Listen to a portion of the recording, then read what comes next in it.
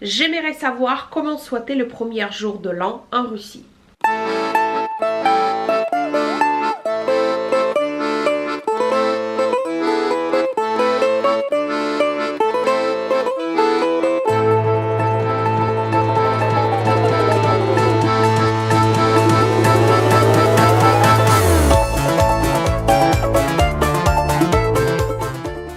Chers amis francophones, bonjour, vous êtes sur la chaîne de la Russe de Baka, je m'appelle Mila et aujourd'hui je vous explique comment on souhaite le premier jour de l'an en Russie. Alors, la règle numéro 1, si vous voulez souhaiter le premier jour de l'an à quelqu'un, d'abord enlevez votre tête de la nourriture. Parce que normalement, les Russes, ils profitent tellement le jour, donc de 31 à 1, que normalement tu te réveilles quelque part dans la salade, dans la salle de bain de quelqu'un ou dans l'appartement avec le chien de quelqu'un. Donc au premier, le règle numéro 1, enlevez votre tête de la salade, de la nourriture. Regardez bien s'il y a autour quelqu'un qui vous connaissez et vous disiez S Novym Godom. Et d'ailleurs, cette phrase, c'est-à-dire S Novym Godom, c'est donc bonne année si vous voulez, mais c'est beaucoup plus sérieux. S Novym Godom, Novym, nouvelle, Godom, année. Donc, je vous souhaite nouvelle année. Donc, tu souhaites rien du tout en fait, mais voilà.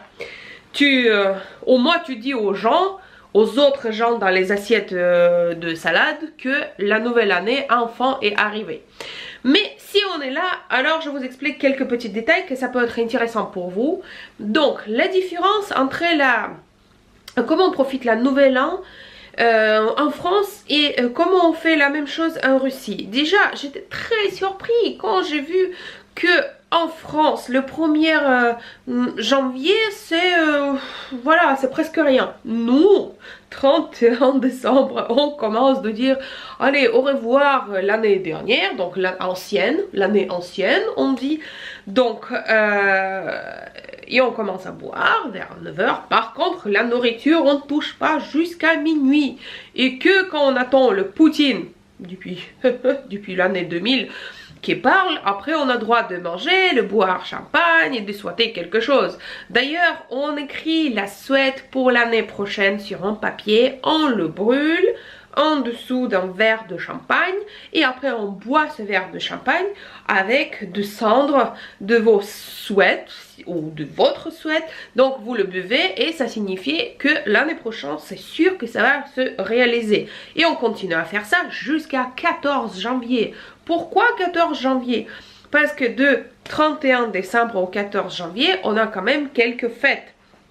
Notamment le 7 janvier. Le 7 janvier, c'est le Noël russe. Et voilà. Donc Noël russe, on fait le 7 janvier. Mais c'est un tout petit peu différent. Donc on ne fait pas vraiment le repas dans la maison, etc. C'est plutôt pendant le Noël, on va visiter nos parraines. C'est ça, celles qui nous parler à l'église. Voilà, donc on prépare une kasha, c'est une bolle de céréales de blé cuit avec des noix, avec de miel, parfois avec le raisin sec, et on ramène ce bol à notre mère et père par année.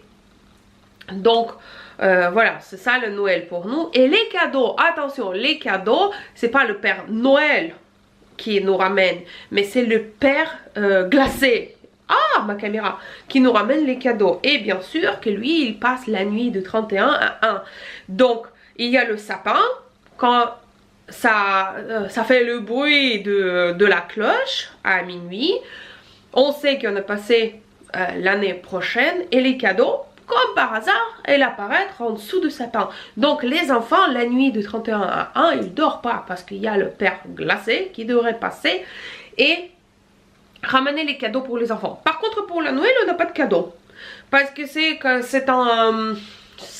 une fête religieuse. C'est une fête religieuse, bien dit. Et qui dit pas qu'il faut faire les cadeaux pour tout le monde dans la famille.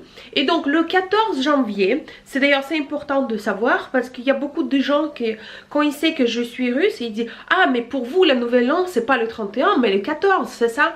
En fait c'est oui et non. En fait on a eu le calendrier ancien, vous aussi d'ailleurs, mais à l'époque quand on a changé le calendrier, donc on a passé 14 jours de en avance, donc ancienne nouvel an c'était de 13 à 14 janvier, qu'on le fête pas vraiment mais juste pour savoir, pour avoir un tout petit peu de la fête. Effectivement la plupart des alcooliques ils disent ah c'est une grande fête, allez on va acheter une bouteille de vodka, mais ce n'est pas une grande fête. Et d'ailleurs tous les fêtes en Russie commencent le 31 décembre et finissent vers 10 janvier, donc on va pas au travail jusqu'à 10 janvier. Pareil pour les banques, tous les banques sont fermées, la poste est fermée, c'est plutôt peut-être cette date là, et en mai nous avons aussi 10 jours quand tout est fermé en Russie. Donc voilà, si vous allez en Russie pour les fêtes, soyez prêts qu'il y a beaucoup de choses qui vont être fermées.